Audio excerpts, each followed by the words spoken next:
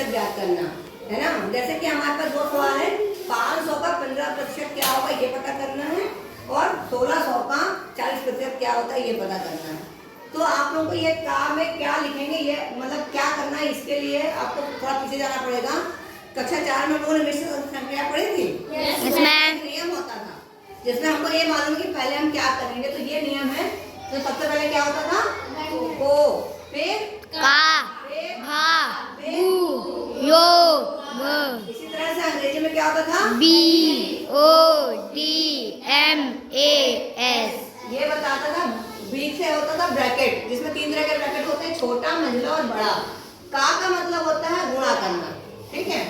फिर भाग सबको मालूम है, गुणा मालूम है, जोड़ मालूम है, घटाना मालूम है, ठीक है।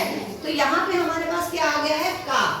तो का क्या मतलब होता है, गुणा करना। तो हम क्या लिखेंगे, 500 गुणा 15 और बटे क्या लिखेंगे, 100, ठीक है। तो ये क्या हुआ, 2 जीरो एक कट गए, 2 जीरो एक कट गए, बचा कितना, 5 यहाँ बेटा, 15 यहाँ।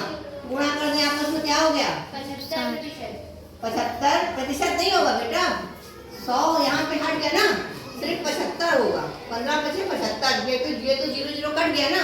अगर ये 100 होता तो प्रतिशत लिखते, जब 100 यहाँ पे नहीं है, कट गया, तो खाली 75 जो है वो 500 का 15% है ना।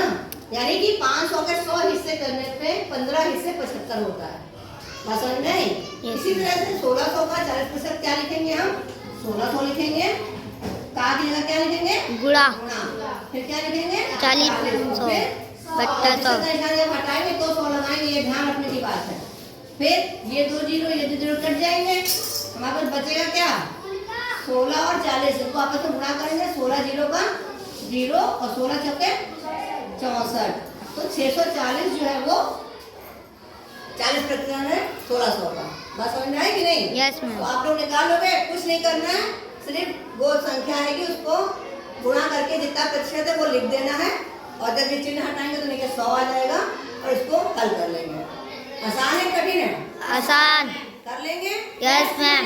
Okay, thank you.